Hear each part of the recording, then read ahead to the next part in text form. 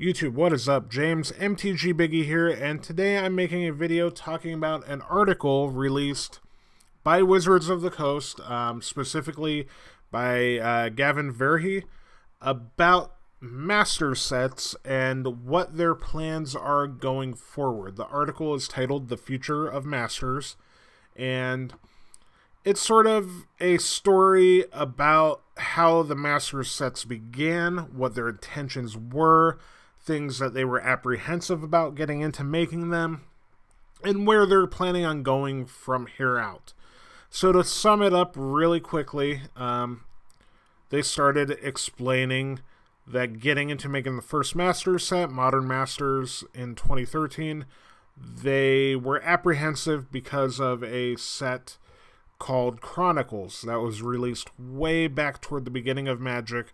That was a set of all reprints that really did a lot to destroy the confidence in Magic and in the company, and for the collectors really helped kind of discourage a lot of people from continuing with Magic. It was a time when Magic was kind of a fledgling game. It was very new and successful, but still not on sure enough footing where a product like that was a smart idea.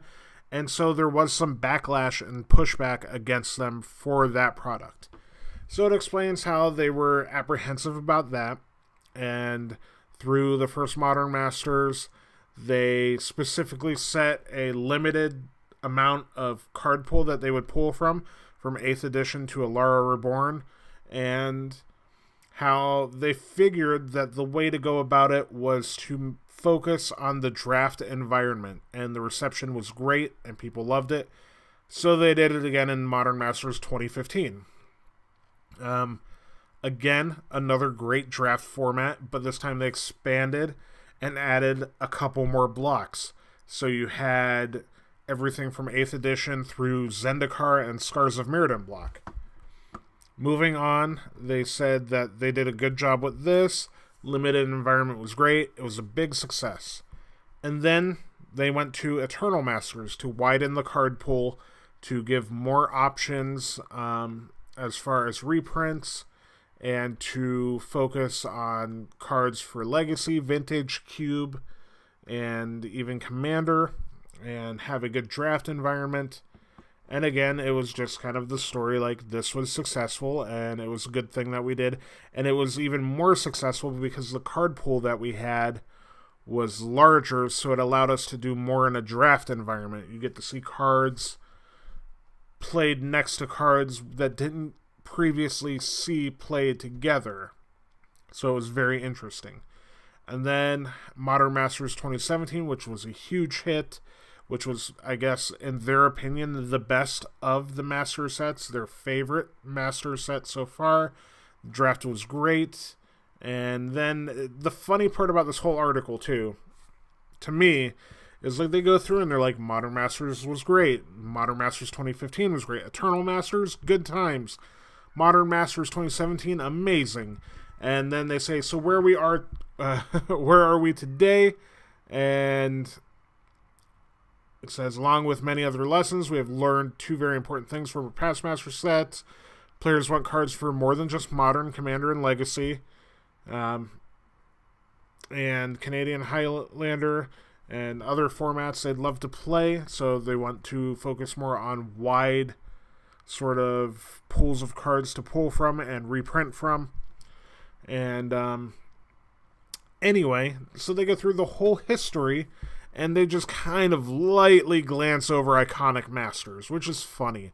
They're like, we've done a great job with all these master sets. Oh, and then there's that one that they mention in like a sentence and a half, and it's super funny. But yeah, they mention it like they want interesting deep draft formats, and the best way to create the most enjoyable draft format is to have an all reprint set and increase the size of the card pool once again.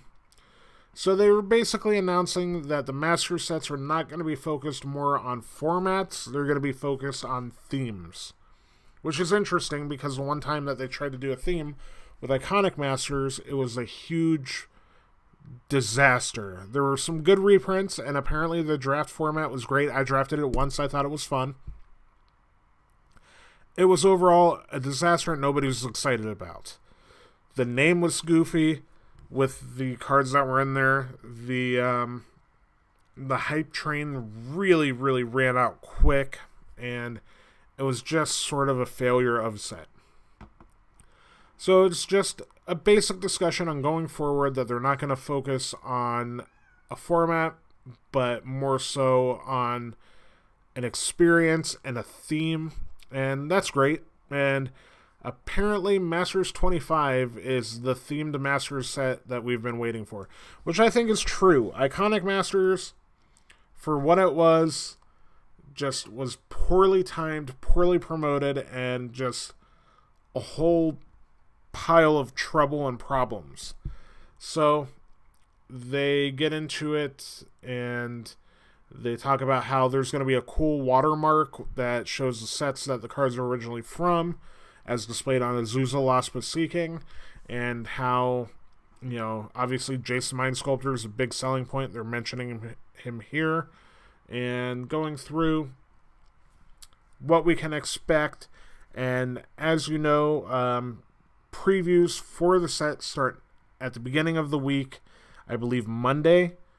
So they are alleging that this will be the greatest Masters experience, the set we've all been waiting for. They're representing Magic cards from every single Black Border set throughout the history of Magic. He even specifically mentioned that there will be Commander reprints in the set.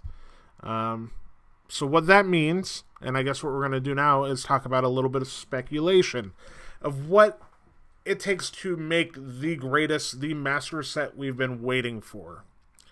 Obviously, the reprints are important. Jace is super hyped up right now because of Modern and the unbans, and that was sort of a divisive thing they did to kind of get the hype train started for for Masters 25.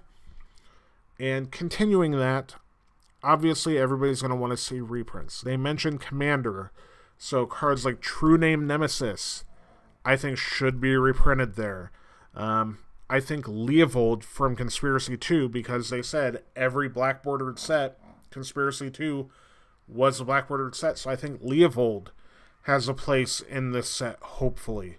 They even talk about commons and uncommons that feel nostalgic and that invoke a feeling in players from perhaps a standard that they played those cards in, or a memorable like draft common or uncommon that was a big part of that draft meta. So hopefully we see something like True Name, like Leovold. Rashad Import is another huge card that hasn't been reprinted yet, and I would be super surprised if it wasn't in the set. It's one of the remaining silver bullets that Wizards has left that is reprintable because it's not reserved list and hasn't been reprinted yet except for a Judge promo, which I have my Judge promos and they are beautiful. So it'd be really cool to see it get reprinted and put into this set because it hasn't been done yet. Just iconic, real, nostalgic feeling cards throughout the history of Magic. If we broke it down set by set, I'm sure I could find a card from every single set. I hope to see cards like Thalia in the set. I would like to see Thalia in the set with the WMCQ promo foil artwork with the full face. That is actually my background on my computer. Give me this art Thalia. Give me, Wild Mongrel and Basking Rootwall and Roar of the Worm. Give us Blue-Green Madness as an archetype in Draft. That would be amazing. Counterspell. Daze, another great card that saw a reprint in Eternal Masters, but could certainly be done again. Just a number of cards. I would like to see Morphling reprinted. Honestly, it's a card that I think might be reserved list. I'm not entirely sure. But that's an iconic card to me. That's a card that matters, that has a place in the history of Magic that was at one point the greatest creature ever printed in the game. So, Masters 25, it's set to be the biggest, the greatest, the best of all time. We'll see, Wizards. We'll see. I hope you bring it, and I look really forward to making a whole ton of spoiler videos for you guys and discussing what is ultimately going to be an interesting, fun thing to see. I think Rudy said it that he almost guarantees it will be a home run of a set because they can't afford it not to be at this point. Either way, guys, what do you all expect? What are some cards you want to see? What are some cards you expect to see in Masters 25? And do you look forward to drafting it or buying and cracking boxes? I'd like to hear from you all down below in the comments section, and let's talk about it. Also, you're welcome to hit me up on Twitter, at MTGBiggie on Twitter, and let me know what you think, and let me know what you're looking forward to the most. This year is yet again looking to be jam-packed with Magic products, Magic events, and hopefully instead of fatigue at the end of this year, we can look back at it as an exciting time in the history of the game where the game really bounced back from a pretty rough year, or a rough end of the last year. And we can all look forward to the game growing once again. I think this, coupled with the standard challenger decks, are a couple good moves to put Magic in a good position going forward, and I look forward to it. So that's all I've got for now, but I'll talk to you guys again very soon.